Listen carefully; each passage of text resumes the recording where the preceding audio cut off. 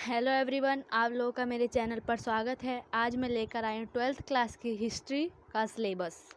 हिंदी में है तो इंग्लिश में यहाँ पर, लेकिन आपको सब कुछ हिंदी में समझ में आ जाएगा और आप बहुत ही आसानी से कॉपी में लिख पाएंगे। तो आप इस वीडियो को पूरा देखिएगा और साथ ही मैं आपको बहुत ही खास बात बताने वाली हूँ, इस कारण भी आप इस वीडियो को पूरा देखिएगा। पेपर के रिगार्डिंग 2021 और 22 यानी कि इस ईयर का जो पेपर होगा 12th क्लास का, उसके बारे में। 10th का भी ऐसा ही है, बट हम 12th पढ़ रहे हैं तो 12th की बताएंगे। 10th के बच्चे भी नॉलेज ले सकते हैं कि जो भी मतलब इस साल जो पेपर होंगे। पहली बात तो यहाँ पे मैं बता देती हूँ, यहाँ पे जो सिलेबस है यहाँ पे आपको 3 आवर लिख रखा है, यानी कि 3 घंटे का पेपर होगा। तो यही चीज़ रॉन्ग है यहाँ पर कि इस साल 3 घंटे का कोई सा भी पेपर नहीं होगा, 1.5 घंटे का होगा और 2 घंटे का पेपर होगा। उसके ऊपर मैं बहुत अच्छे से वीडियो बनाऊंगी, लेकिन आप अभी सिर्फ इतना जान लीजिए कि 1.5 घंटे और 2 घंटे का पेपर होगा बस। और ये 10th और 12th दोनों के लिए है। एंड अब हम अपना हिस्ट्री का सिलेबस देखना स्टार्ट करते हैं। तो आपको पता होगा कि हमारे हिस्ट्री यानी कि जो 12th क्लास की हिस्ट्री है उसमें 3 बुक्स हैं, first book, second book and third book. First book जो है भारतीय इतिहास के कुछ विषय भाग 1, तीनों ही बुक्स के नाम एक है, बस एक भाग 1, एक भाग 2 और एक भाग 3 है।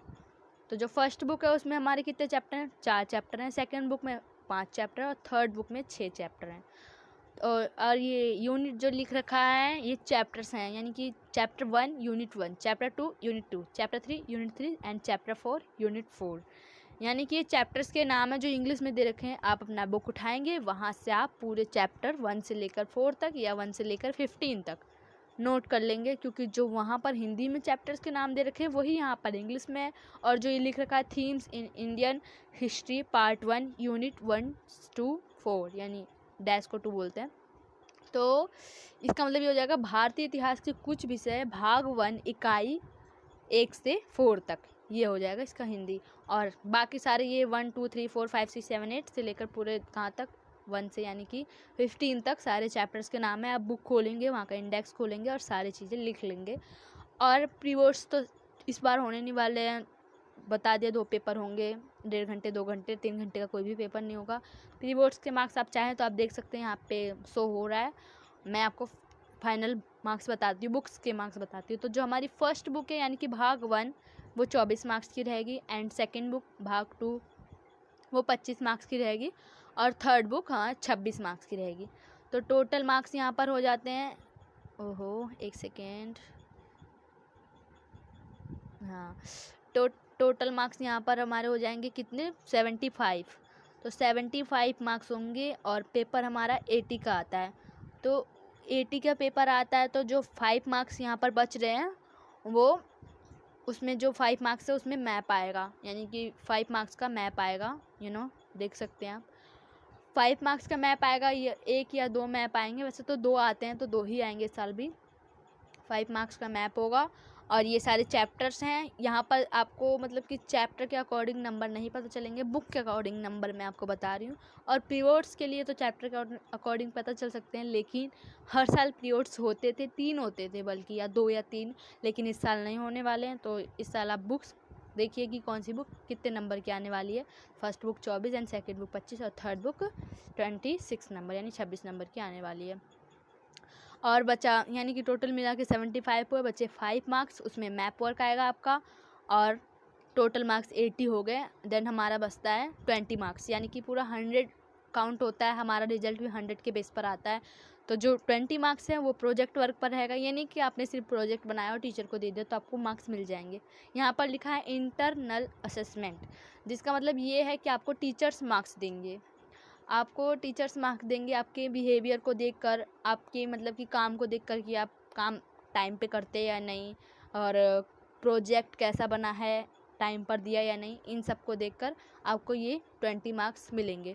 फ़िलहाल तो ऑनलाइन क्लास हो रही है तो इसमें आपको कुछ नहीं करना, आपको बस जो ऑनलाइन क्लास हो रही है उसको टाइम पर ज्वाइन करना है, और जो भी टीचर्स काम देती हैं उन्हें भी टाइम पर करना है, और प्रोजेक्ट वर्क को टाइम पर करना है। बस इतनी सी चीज़ है। बस आप वर्क और क्लास ज्वाइन इनको अच्छे से करेंगे तो आपको 20 मार्क्स ना सही पर 19 तो ज़रूर मिलेंगे। तो आपको बस इतना करना है, और बाकी आप ये देख ही चुके हैं कि तीनों बुक्स कितने कितने मार्क्स की आ रही है।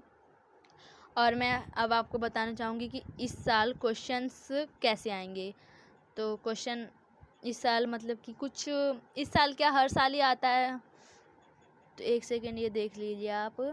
जो इस साल क्वेश्चन आएंगे यानी कि 40% या 50% जो वेटेज है टोटल मार्क्स, यानी कि 40%, 40 नंबर, सॉरी, जो 40 नंबर है वो आपका रिमेम्बरिंग और अंडरस्टैंडिंग बेस्ड क्वेश्चन आएंगे। रिमेम्बरिंग का मतलब ये है कि आपने चैप्टर उठाया, जो मैम ने क्वेश्चन लिखवाया उसको आपने रट लिया, ये याद कर लिया, समझ लिया, वट एवर।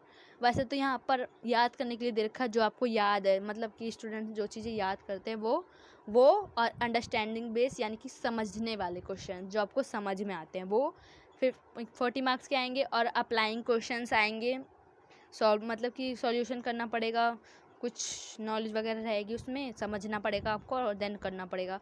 और इवोल्यूशन जो है वो मतलब कि चार्ट वगैरह आता है, इफेक्ट यानी कि फैक्ट पता होना चाहिए आपको, तो वो रहेगा इवोल्यूशन में। और उसके बाद मैप स्किल है। ये ऐसे आएंगे क्वेश्चंस, वैसे हर बार ऐसे ही आता है, आप बस पढ़िए सारे। अगर आप अंडरस्टैंड ही करेंगे यानी कि सारे क्वेश्चंस को समझेंगे, सारे चैप्टर को समझेंगे, तो आपको रिमेम्बरिंग, अप्लाइंग एंड ये क्या है, high order thinking skill and evolution, इससे आपको कोई लेना देना नहीं है। अगर आपको सारे चैप्टर्स अच्छे से समझ में आते हैं, आप समझ के भी कर सकते हैं। ये नहीं है कि यहाँ पर अगर रिमेम्बरिंग लिखा है तो आप क्वेश्चन रटेंगे, अब ऐसा कुछ भी नहीं है। और आपको मैप बता देती हूँ मैं कि मैप आप किस किस चैप्टर में से कैसे कैसे करेंगे। मैप बहुत ही ज़्यादा इम्पॉर्टेंट है और यहाँ पर बहुत ही अच्छे से बता रखा है, आप देख सकते हैं।